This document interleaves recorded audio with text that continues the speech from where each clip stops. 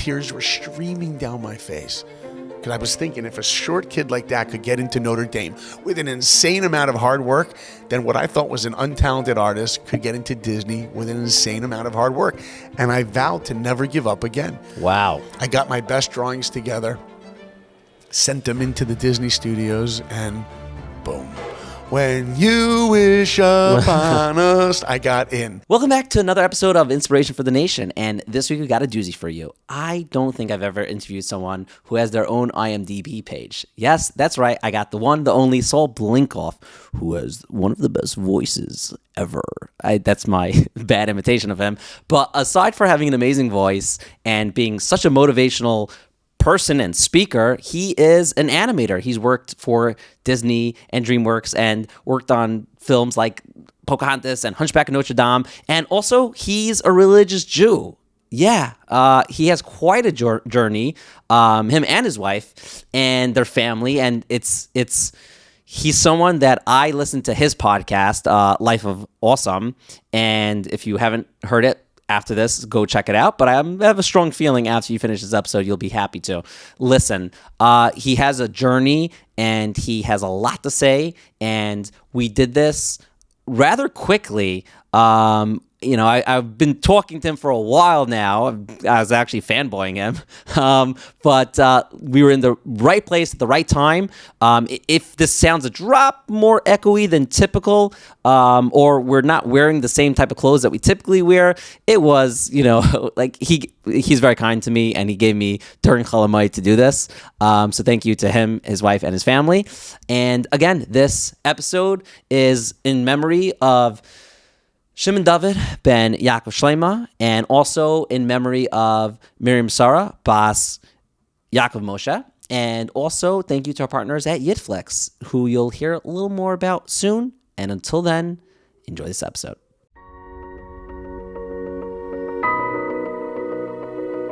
We can all use some inspiration to help us overcome the obstacles we encounter in our lives. Get ready for thrilling conversations about struggle and triumph with those in pursuit of making a positive impact in this world. I'm Yaakov Langer, and you're listening to Inspiration for the Nation.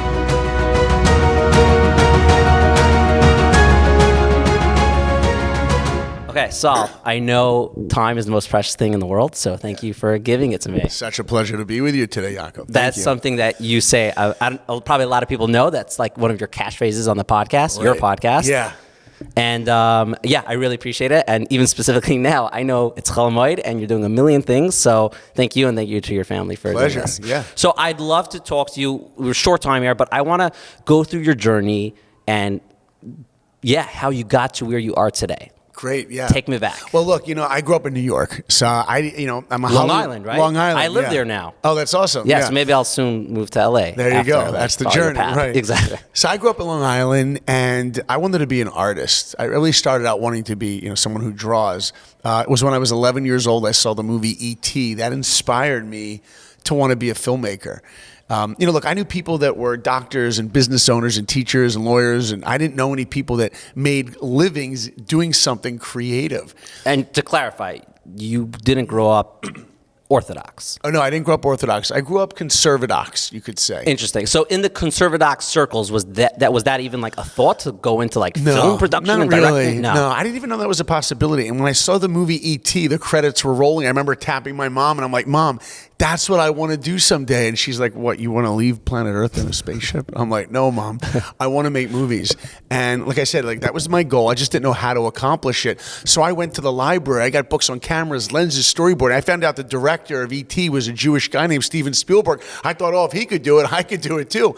And I found out that Spielberg made movies on the weekends. So I got a film camera. My twin sister, my older brother, and every weekend I was making movies, murder movies, monster movies. I remember one movie, we tied my sister up to a tree. We're making a kidnap movie. Afterwards, we go into the house to watch the movie. My mom's like, I like the movie, but where's your sister? I said, she's still tied to the tree. What's wrong? So I knew I was going to be a filmmaker until I got into high school. I was in high school, and somebody said, what are you going to do when you get out of high school? I said, well, I want to be a director. They said, no, you don't want to do that. I said, yeah, I do. They said, no, you don't, because if you want to be a director, you're going to have to move out to Hollywood, and Hollywood is filled with weirdos. They looked at me and said, "You don't want to end up a weirdo, do you?" And I said, "No, I don't want to end up a weirdo." Were these significant people in No, your just somebody. Just in someone high said school. it randomly? Yeah, randomly, and that changed my trajectory. It got me off my course, off my dream of wanting to be a director. And for everyone listening, it's amazing how often we allow other people to push us off of the trajectory, off of the path of a goal that we want, because they can say something to us that can either push us off the path, or people can say something to help us re-clarify what our goal is. Well, at that point, I gave up on that dream.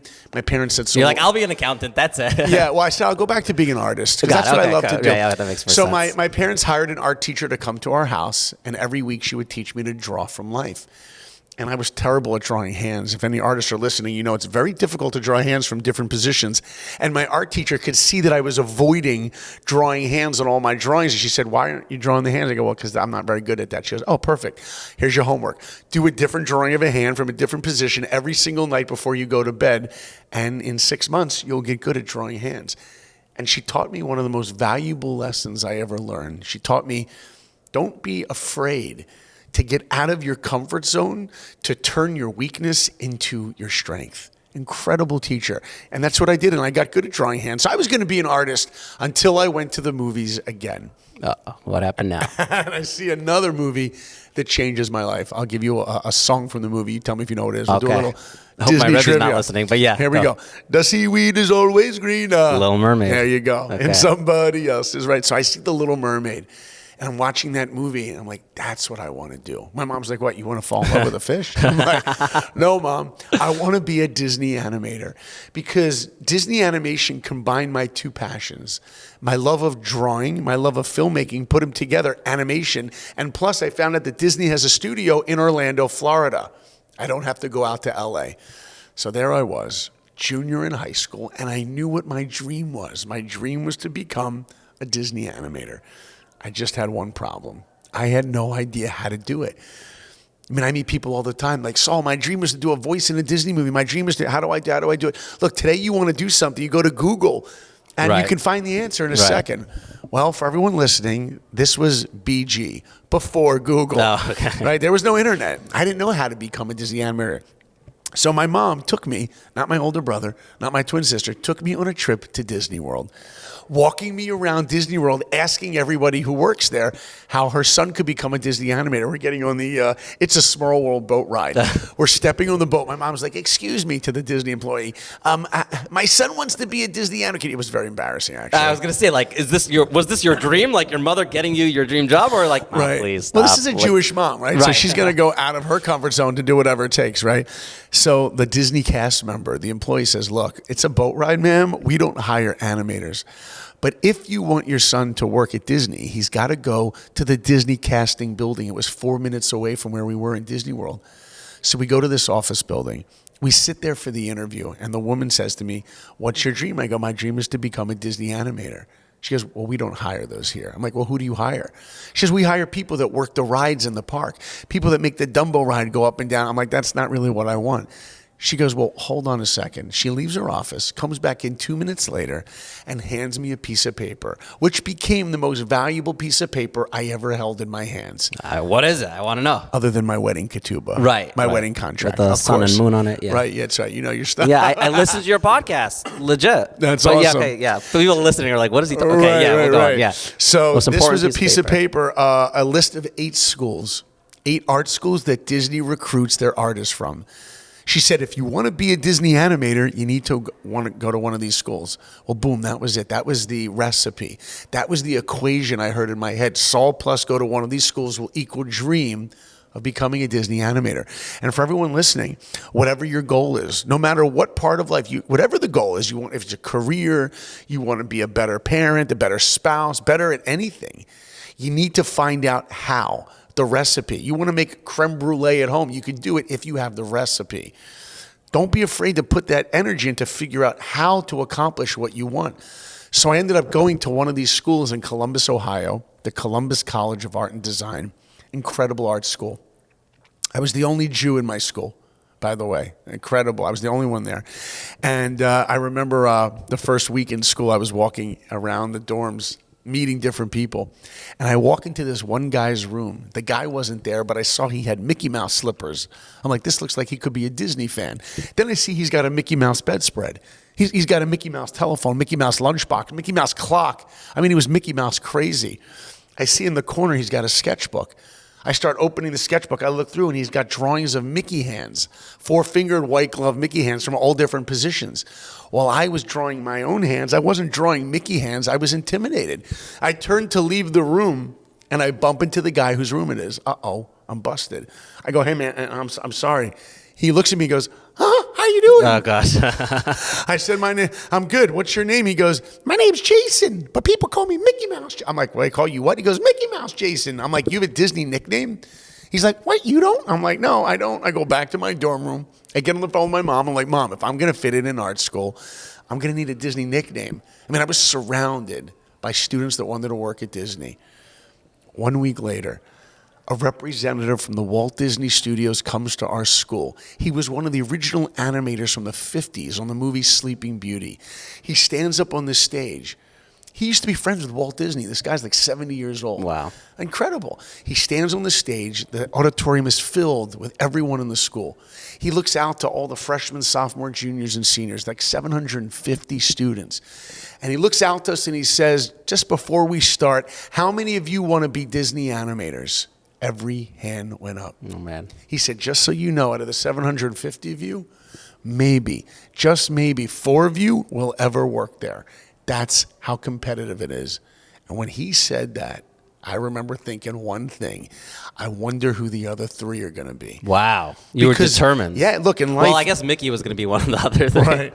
But in life, we either believe in ourselves that we can accomplish or we don't. And at that point in my life, I believed in myself. Then he says, if you want to work at Disney, you got to get the internship. No internship, no Disney. And in order to get that internship, you need a portfolio filled with hundreds of drawings of humans and animals from life.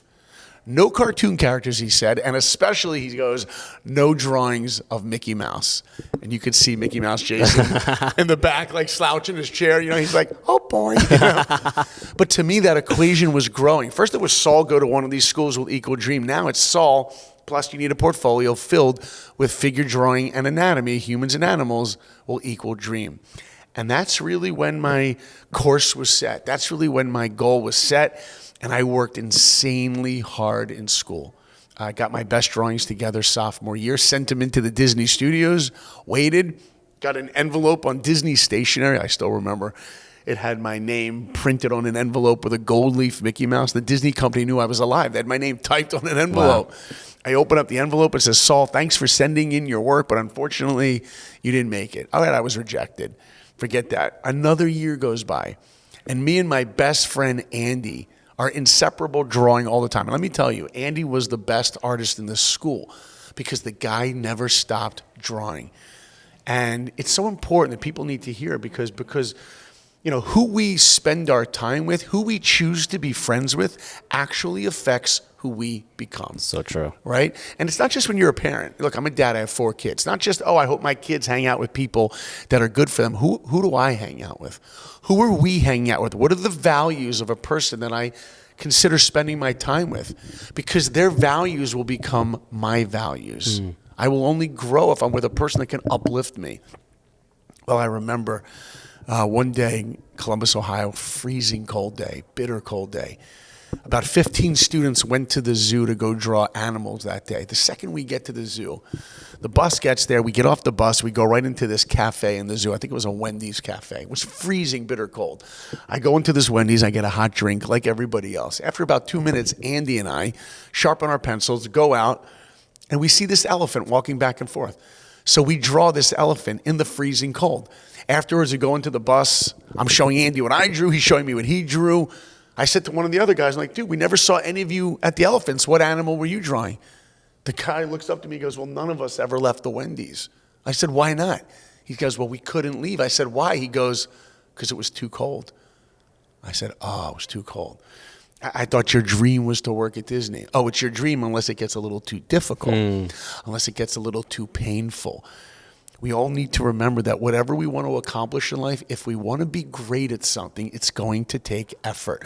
We're going to have to experience pain. But you don't have to go through the pain. You grow through the pain. And at that moment, I knew that someday I would achieve my goal because I was not afraid to go through that struggle. And that goes for everything in life. I mean, look, I'm a dad. I want to be a better father. No matter how good a dad I am, I can be better. And in order to do that, it's going to take work. Sometimes my son will say, Dad, I want to try this. Do you think it's going to be easy? I go, if you want to be average at it, it will be easy.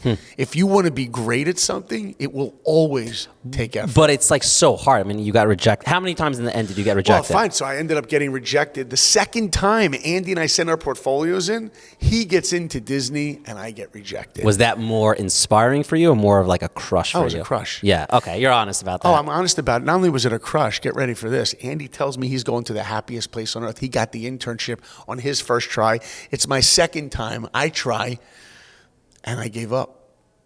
I finally gave up on the entire dream because you know what? Reality said it. Reality was Andy was an awesome artist, and I was average. Each one of us has a voice, a shoulder angel telling us we can aspire to change the world and do great things. We also have a shoulder devil telling us, who do you think you are to go for that? That's for people like that. So that's not for you.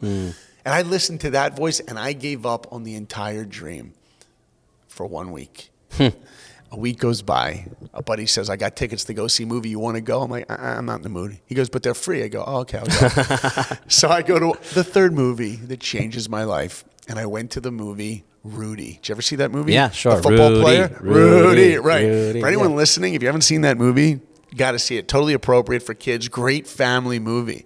Totally clean. Totally kosher movie. Yeah, it's a kosher movie. And it's a true story about this short little college guy. kid who wants to play football at Notre Dame. He tries and gets rejected. Tries a second time. Rejected. Third time, rejected. But fourth time, if you look at the movie poster for the movie Rudy, it says, when people tell you dreams don't come true, tell them about Rudy. He gets in. And I remember watching that movie, tears were streaming down my face. Because I was thinking, if a short kid like that could get into Notre Dame with an insane amount of hard work, then what I thought was an untalented artist could get into Disney with an insane amount of hard work. And I vowed to never give up again. Wow. I got my best drawings together, sent them into the Disney studios, and boom. When you wish upon us, I got in. Wow. And I started my dream. What was that feeling like? I mean, I was just talking to one of my daughters about it yesterday. There's no words to describe it. It was so glorious and so wonderful that I didn't believe it was real. You thought it was like a dream. Yeah, it really did. It sounds like a cliche. I remember I went over to my tape player. Those of you that are, under the age of 40 don't know what tapes are. They play music. And at the top of my lungs in the dorm room, I'm singing, it's the circle of life. Right? I was going crazy. But it was such a magical, amazing feeling. I remember flying to Disney World, happiest place on earth. Somebody picks me up at the airport with my name, one of those people. But this had Mickey Mouse pointing on the drawing to my name. He takes me to the Disney studios. I walk under a sign that says Artist Entrance. I walk to an animation desk. There's 15 desks in a room. And in the corner, there's one wooden desk with my name, Saul Blinkoff, Jewish kid from New York. It said Jewish kid from New York? Yeah, that's how I saw it. But I'll tell you, for everyone listening, don't think that when you hear this story, you're hearing the story of, oh, this is a really talented artist that got his dream. This is the story of a guy who was the worst artist in his school. Wow. Who got his dream. Because nobody wakes up great at anything. If you want to be great at something, you can accomplish it. But you just have to work hard at it. And I'm telling everyone who's listening, if I could get into Disney with an insane amount of hard work, then you could do about 50 times more than me with an insane amount of hard work. So go for your dreams. And that's really when it started. I was now living my dreams in the happiest place on earth. We'll be right back to the episode. And again, what better person could I talk about Yitflix than with someone like Saul Blinkoff, who is making amazing, incredible animations for the world. But you also start to think like, what about the, religious Jews or people who are not even just Jews that like want content that is 100% completely going to be kosher? Kosher, not that you could eat, but you could consume it with your eyes. And that is Yitflix. For a less than $10 subscription a month, you get the awesome, incredible content. And yes, you could see a few Living Lchaim shows there. And it's great. It's meant for kids, but I know a bunch of adults that love it. And it's easy to understand why. Give them a try. Test it out for a month. You'll probably try it for the rest of the year. And if you do, you could tell them that I say hi. I don't know if there's like an option on the website to say Yaakov Langer says hi. But if there is, tell them I say hi. But yeah, go to the link on the bottom, yitflix.com, and enjoy their awesome and incredible content from so many incredible creators. And now, back to my conversation with Saul. Has there ever been another point in life where you like so desperate and determined to get something and get somewhere, or yeah. like How about every day? Really? Sure. Because like someone listening, I'd be like, okay, like listen, you got it. Like, okay, happily ever after. Well, you know You're what? Good to go. I started working on the film Pocahontas, and then The Hunchback of Notre Dame, Mulan, Tarzan. I hunch naturally, so you said Hunchback of Notre Dame. Oh, yeah, like, I do too. My wife always like reminds me. Sit straight, Wow. right? So I grew up watching. Right. So I some of made a these. lot of those movies, but actually, right after Mulan, before Tarzan, I had what we call downtime. I had free time for 6 months at Disney while they were writing the script for Tarzan. So I was hanging out with my friends on roller coasters, getting paid by Disney to do nothing. That is that's the dream. It's amazing. I always tell my kids, they ever offer you a job that has downtime, take the job, right? Right. And what's downtime in Disney World? You ride all the roller coasters. You go to the hotels. There's 15 hotels with swimming pools. So we would go swim in all these pools, me and my friends. And I remember floating on my back at the beach club pool on one of those lazy rivers. And I'm like, instead of just sitting at the pool all day, I'm going to go to Israel and learn about my Jewish identity. But why? Like what? Why? Like Well, you know what? I took a vacation to Israel in the middle of Hunchback of Notre Dame a couple years earlier. Mm-hmm. And I remember walking to a bagel place, and I met this guy who was learning in yeshiva. And I remember he was wearing like a baseball hat with a Knicks logo. And he's like a normal guy. And I thought yeshiva guys had to have the payas and the tzitzis, the fringes. He looked like a normal guy. And I remember asking him, why are you here in Israel learning? He said, well, I'm learning because I want to find out how I fit in to the Jewish people. And I said to him, wait, what are you, a puzzle piece? What do you mean fit in? And this is what he said. He said, I was raised a certain way that my parents decided. My parents decided how I was going to eat in the house and what I was going to eat out of the house, what Shabbat was going to be. Everything about my Jewish identity has been decided by my mom and dad. He said, now that I'm an adult, I want to find out what Judaism means to me. And when he said that, I was envious. And I thought, well, I would never be able to do that because I have my dream job at Disney. I can't go to Israel to go learn. So I go back to Disney and I start working on Mulan. I worked on Mulan for 4 years. After that, right before Tarzan, when we had that downtime, that's when I was like, you know what, I'm going to get out of the pool and I'm going to go to Israel. And I went on a program called Israelite with two rabbis, Rabbi Benny Friedman and Rabbi David Aaron. It was a 10-day program, me and 2 other guys, 7 young women, and all just to sit and learn about Judaism. Wow. And it changed my life. And specifically, I'll tell you, it was the mezuzah. When I found out about the meaning behind the mezuzah. A mezuzah? It was one idea the rabbi said. I recall it clearly. He said, what's a mezuzah? I'm like, oh, that's the thing on the door. I know what it is. He goes, well, what's inside? I go, isn't there like some paper inside? He goes, what's on it? I'm like, I don't really know. So it's the Shema, right? Shema Yisrael, Hashem Elokeinu, Hashem Echad. He says, we're commanded in the Torah to take a mezuzah and put it on our doorway. And inside that mezuzah, he said, is a letter from the creator of the world. That's what Torah is. It's a letter from the creator of the world to humanity. And if you had something so special, like an actual letter from the creator of the world, what would you do with it? You put it in a safe. You'd put it under a security lock. You wouldn't be like, honey, I got the perfect place for this valuable thing, doorway. Right. And this is what the rabbi said. He said, a mezuzah is not a thing that we're commanded to put on a doorway. It's an opportunity. You see, a doorway is a place of transition. I'm in my home. I walk out into the world. I pass through a doorway. A mezuzah is an opportunity to ask myself a question. I'm going out into the world. What kind of a world do I want to create? What am I living for? It's an opportunity to clarify what my life is about, what my purpose is. You know, we come into our home, we wipe off our feet. Before we walk into our home, there's a mezuzah there. It's a moment to clarify, what kind of a home do I want to build? Why do I need a partner to help me create a home? What are the values I want to have in my home? Look, I work in Hollywood, right? Today I work at Dreamworks Animation Studios. People hear that like, wow, what a cool job. And it is cool. But guess what? It is a cool job, yeah. Some days it's hard. Some days it's work. And I don't work with all the greatest people some days. I mean, it's life. It's real. It's a real job. And what happens if I have a bad day? I drive home. I'm going to walk into my home and my wife's going to see my face and go, oh, honey had a bad day. Okay, kids, everyone stay away from daddy. He's had a tough day. But there's a mezuzah there. So even if I've had a tough day, because it is real work some days, right? I'm about to walk into my home. There's a mezuzah to remind me, oh, you had a tough day? Okay, grow up. You know what? Leave your baggage at the door. Walk in and go ask your wife, honey, how was your day?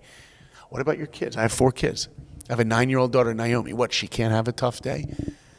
Of course she can. I should walk in and say, honey, what was your day like? A mezuzah is there to re-clarify what I want in my home and what I want out of my home. And I said to the rabbi the last day, I never knew there was meaning in Shabbat candles and all these things. You thought it was just like a nice tradition. It's something that you just did, but I never Right. thought about it. And he said to me something so profound. He said, Saul, it's not what you know. It's what you do with what you know. And all I knew at that moment was when I left Israel, I didn't want to just be Jewish anymore. I wanted to live Jewish. So I go back to Disney and I started incorporating Shabbat into my life slowly. Like Friday nights, I didn't go to movies anymore. I didn't go out with my friends. I bought myself a chumash, right? I bought myself the stone chumash. I started reading the Parsha of the week. And it connected me to the Jewish people, started growing. Eventually, a couple years later, I ended up in the Upper West Side, directing a show at MTV. I did a show there. I started becoming Shomer Shabbos. I lived at the Key West, 96 in Columbus. Is this where you met your wife? Yeah. Okay. Well, she was across the street at the Westmont. My wife and I actually went to high school together, but we never knew each other in high school. Oh, no She's way. 2 years younger. And we met in a mall in South Florida 4 years after high school when I was promoting Pocahontas. I was on the Pocahontas Mall tour, traveling and speaking in front of thousands of people and drawing pictures of the characters. She saw me on the stage. She's like, I think I went to high school with that guy. Next to her was an old lady who said, that guy's my grandson. Do you want to meet him? My bubby was right next to her. She's getting you a shidduch right there. Yeah. So we met and eventually dated in Orlando. And then I moved to New York, the Upper West Side, was working at MTV. Then I returned to Disney as a director, directed Winnie the Pooh Springtime with Rue. As a matter of fact, the first day on that movie as a director, one of my responsibilities was to look at a drawing of the 100-acre wood where Winnie the Pooh lives. And he lives in, there's a tree with a big door in front of it. And I thought to myself, I think I saw that. That was you. Oh, yeah, go on. Sorry. oh yeah, so that's where he lives. And Yeah. so I thought to myself, well, first of all, they want me to sign the drawing to give it an approval so it goes to the background department to get painted. And so I sign it. Everyone leaves the room. And I think to myself, wait, don't Disney people hide things in the movies? I'm going to hide something. So I went and sharpened the pencil, went to next to Winnie the Pooh's door, and I drew in a mezuzah. That was you. I hid that in the movie, and now he's not Winnie the Pooh. He's Winnie the Jew. I saw that meme on like Reddit. I didn't know. Wow. Yeah, that was me, right? Wow. Because I didn't see myself as a filmmaker anymore. I saw myself as a Jewish And you didn't get in filmmaker. trouble? They didn't I care? never told anybody. Well, I'm sure they know now. Well, I don't work for them now. I work at Dreamworks. They can't fire me if Right. they haven't hired me right now. Right. So, yeah, look, and I started putting Jewish values into the work that I do. And that's something that I take very seriously. I don't just see my position as a filmmaker in Hollywood as, oh, this is a job that makes me happy. I see it as a responsibility. And, you can see those messages in the movie The Lion King. Simba grows up, learns that being a king, being great means, how do I take responsibility for others? And that's a really important message, I think, for all of us. We should think, not just to wake up and do, how do I live my dream? How do I live what makes me happy? But how do I use my abilities, my passions, and my interest to change the world, to impact the world, to give to the world? I love that. Well, like going from your side of like being this Disney fanatic and I think it's safe to say you're a Hashem fanatic. Yes. So like, is it interesting for you to like learn the Parsha, learn the Torah, and see like the values, the lessons, the messages, and be like, wait a second, maybe, I don't know, Lion King got that from... Oh, yeah. There's totally Torah ideas in Disney movies and stuff. And look, I can tell you as a filmmaker in movies that I've directed, I have put serious conscious effort to put Torah values into the work that I do. And there's sequences or scenes I could point out in different movies where I'm like, there's a Torah concept there. There's a Torah concept there. And by the way, for parents listening, I know it's very difficult to navigate all the content that's out there for our kids. And we do have to be very careful what they watch and listen to. But you will see in many Disney movies, there are some incredible values. Lion King, like I said earlier, is about our relationship to responsibility, our Father in heaven, Avinu Malkeinu. I don't want to give anything away, but, remember who you are, right? Hashem's telling this. Remember you're a Yid. Remember what that means to be Jewish. Remember what that means to be a human being, how you have to give to the world. Winston Churchill had an incredible quote. My wife and I, we love this quote. He said, "We make a living by what we get, but we make a life by what we give." That's how we get through life. We shouldn't go through life with the goal of having a life of happiness. Everybody will tell you the goal of life is to be happy. It's not true, because what makes you happy may not be what's good for you, may not be what's good for other people. Instead of going for a life of happiness, shoot for something a little bit sweeter. It's a life of meaning. And meaning doesn't come from what I accomplish. It comes from what am I striving to accomplish? What efforts am I making? Then our joy, our happiness is not dependent on outside experiences. The joy is a motivation and energy that comes from knowing that I'm doing the right thing, that I'm striving for the right thing. And today, look, I live in Hollywood, and people say, so how do you live in Hollywood and balance living an observant Jewish life? Yeah, I'm fascinated by that. And I say, look, how can you not? I live in a town that people are motivated by gold statues, by credit, by money. Beverly Hills, drive down Rodeo Drive, you'll see what motivates people. But I get something so special. I got Shabbat. I got mitzvahs. Wednesday I show up at my table, and I get a phone call from work. I got to get up from the table. But Shabbat comes. Friday, my kids know Daddy's not just home. Daddy's home. I shut off my iPhone. I shut off the iPad. I shut off all the work. I have a 3-hour dinner with my wife and kids. We sing. We host people in our community. Because we don't work through the week to get to the weekend. We rest during the weekend to motivate us, to energize us, to work through the week. Because life is about doing the work, doing a struggle, not just to get and accomplish a dream, but for every day. And truthfully, my thinking is that the greatest struggle we will really ever have, it's not trying to get into the NBA, it's not trying to be the next Mark Zuckerberg. That's easy compared to what the greatest struggle of life is. The greatest struggle of life, I strongly believe, is to grow as a human being, to become a better version of myself. Each one of us should make a list of our negative character attributes. We all have them. You know what life's about? Take that list and make it less. Make it less. And take the positive list of our positive attributes and make it more. That ultimately is the greatest battle in life. Look, I have a podcast that I host called Life of Awesome. I'm a big fan. You know it, right? Yes, Thank you so much. I love it. And I love that you do interviews, but you also do like monologues. And they're awesome. Thank you. They Appreciate really that. motivate me. And I'm in the podcast space, and I can't listen to mine. Those are that would be nerdy.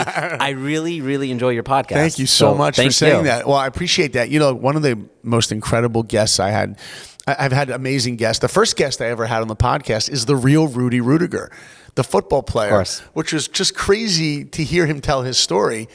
And to listen to his reactions when I tell him how much his life story impacted me. Right. That's very cool, right? It's very meta. They made a movie about you, and I'm here today because I was inspired. And he was blown away by that story. He didn't know. But another guest I had, George Foreman. Mm-hmm. Now, this guy, many people listening, they know him as the grill guy. Right. That's how I originally. That's your generation. Yeah, exactly. But he's actually 2-time heavyweight champion of the world. He's also a gold medal winner. He's the most incredible guy. He also has hundreds of millions of dollars in his bank account. From the Foreman Grill, he made $138 million the first year. Wow.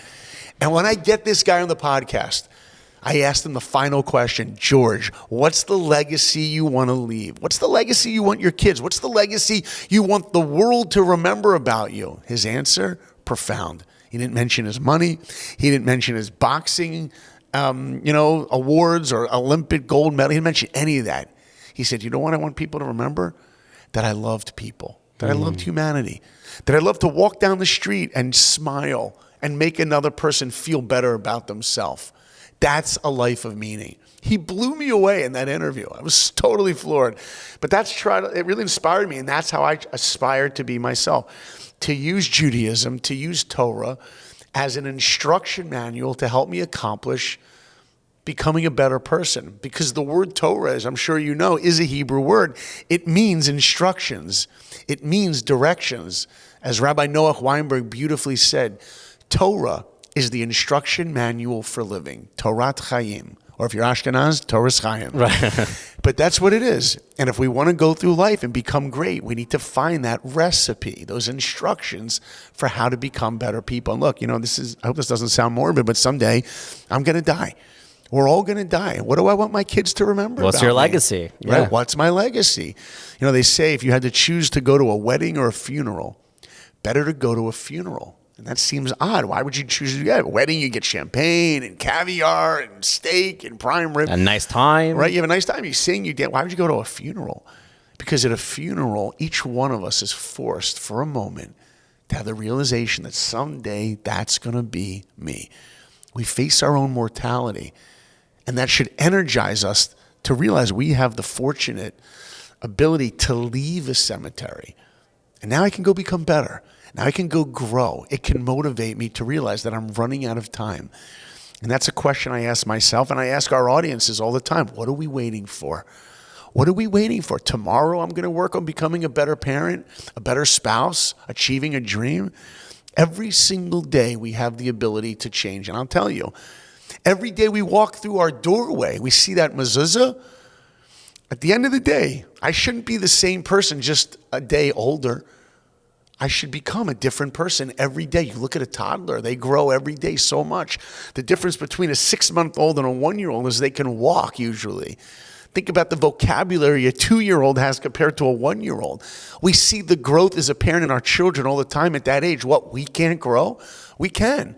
Every single day we should be growing monumentally, becoming better versions of ourselves. And if we do that, then we don't have a life that's good. Then we don't have a life that's great. We have a life of awesome. That's amazing. Okay, can I just finish off with Sure. short questions? Yeah. So, first off, I like to ask people what their favorite mitzvah is. It's a thing that I think most people don't think about it, but I like this question. It makes people think. Is there a mitzvah that you're particularly leaning towards? Oh, yeah. Yeah? I could answer this for hours because I love this question. Okay. But let me give you 2 quick ones. Okay, sure. One of them is tefillin. Tefillin, I think, is just incredible because, first of all, we got this box around our head and then we have one around our arm. And because we're putting Hashem and the awareness of Hashem on our head, it's showing us that we need to direct our goals for the right thing. Each one of us, when we wake up every day, we have a goal of what we want to accomplish. But you have that tefillin there to say, well, then make sure your direction, your compass is pointed the right way. Make sure you put in your navigator the right direction. We know in the Shema, it says, Lo sasuru acharei levavchem v'acharei nehem. Translation, don't go after your eyes and your heart. Don't let your heart deceive you. You know what they tell you in the secular world? Follow your heart. You see it all the time. There's music, songs, Hallmark makes cards. Follow your heart. Judaism says don't follow your heart. Follow your head. Because your heart's your emotion. Have your head, your logic, the right thing to do, figure that out first, and then put your heart into it. That's why the tefillin box is here on the top of our head, and the straps hang down over our heart. Then we bring our heart, and then the other box is on our bicep. It's our strength. Where do I put my energy? And then where do we put Hashem's name? With our hands at the end of it. Because the hands are how I create the world. So if I have my energy, my bicep, and my hands creating what the passion from my heart is leading me because of where my head decides is the right way to go, boom. It's very ironic for you, saying that with your hands, leading with creativity. Because I draw, right? Yeah, no, because that was your struggle with the drawing. Oh, with drawing and hands. That was your mission to get used to it, and yeah. You tapped into it, and that's where your creativity personally. So it's exactly. interesting. And another mitzvah Exactly. And another mitzvah that I love is Shabbat candles, because I love when my wife lights Shabbat candles. I love when my wife lights Shabbat candles. And you see, Shabbat candles are two candles. They're separated from each other. If they're touching, it's not kosher, because Shabbat is there to get us to separate from the week. But at the end of Shabbat, Havdalah candle, you have to put the wicks together, because the goal of life is not to live in Shabbat, not to live in comfort and rest. It's to take that rest, reinvigorate ourselves to go back and create and partner with Hashem, with God, in creating the world. I love that. If there's one person in history, it could be someone who died a few years ago. It could be from the first man alive. You could sit with them for an hour, get to chill with them, get to learn with them, talk to them. Who would it be and why? Yeah, if I could meet with anyone in history for 1 hour, it would be Rabbi Moshe Chaim Luzzatto. He was simply known as the Ramchal. And my favorite sefer, my favorite book of wisdom in the entire world is the Mesilat Yesharim, the Path of the Just. Yeah. And I've been learning this book for about 15 years. Every time I meet another person that loves it, I sit with them and learn it, because I want to always get more and more. And every single time I open up this book, I'm blown away by his perspective and wisdom. And if I could sit there at his feet and learn the Mesilat Yesharim from him, next level. Awesome. So I want to finish. I have like 50 questions, but I know we're short on time. And so you mentioned this idea, and you kind of said it, but like I want to hear a clear answer. Like, and I know it's hard to know it, but like, what do you want your legacy to be? My legacy, very simple. I want to look back on today. Forget about the end of my life, today. Just by the end of today, I want to know that I made an effort to grow as a human being, to be a better version of myself, and that I just impacted somebody. I want to make an impact. And what's the impact I want someone to have? I want them to see their potential more than they do. To see that each one of us is created unique. And because each one of us is unique, we must have a unique purpose. No two people are alike, which means no two people in the world have the same purpose. And so often in life, we spend our time thinking that we're in competition with someone else. Oh, they're doing that, I should be doing that. No. They should be doing that, and I need to figure out what it is I need to do. So I hope that by the end of the day, and hopefully by the end of my life, that I can look back and know that I made an impact on one person's life, that they could see their limitless potential and their potential for awesome. Well, Saul, you are awesome. Thank you so much for doing this. Thank you so much for having me. And I encourage everyone listening, this man's podcast, Yaakov, is doing some incredible things. So nice of you. It's awesome. It's impactful. I'm inspired by the work that you do. Thank you. And I know that your reach is spreading farther and farther. I wish you such continued success. And I urge everyone who's listening, pass this podcast along. Let people know about all the great work you're too good for me. that Yaakov is doing. It's incredible stuff. That's really sweet of you. Don't worry. I'm going to give you a nice plug at the end of this for your show and everything good. you're up to. Thank you. Thanks for having me.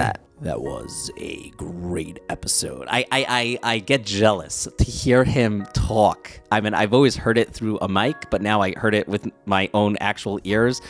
He's such a great voice, and more great than his voice is his story and his passion. And I love this idea that he says, I was not the best. I am not the best, but he didn't give up. He kept on trying. That's something that I know I personally connect with a lot. I don't feel like I'm the best in almost everything and anything, but I do feel that I'm very passionate. And I like that idea that he says, if you have something that you want to accomplish, you go, you don't give up, you keep on trying, There's a lot of no's, there's a lot of barriers in your way, but you just keep on going. And I think that's why Saul is so experienced and so successful in everything he does, whether it's his career or it's his Yiddishkeit and his Judaism and his relationships. And there's so much we didn't get to talk to him about. His kids are voice actor. There's so much. And I was talking to his wife before. She has a story. There's definitely a part 2 here eventually, Mir Hashem. But until then, please subscribe to this show and share it with your friends and family, whether you're watching this on YouTube or if you're listening on Apple Podcasts or Spotify. Go ahead, hit 5 stars and say, oh, my cousin Evan and Shleima They're brothers, Evan and Shleima. I should share this episode with them.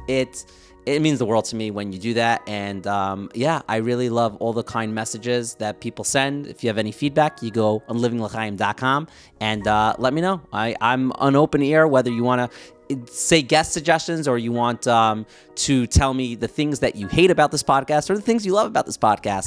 I'm open for everything and anything. Until next time, you could become inspirational. Yeah, gotta try again. Lchaim.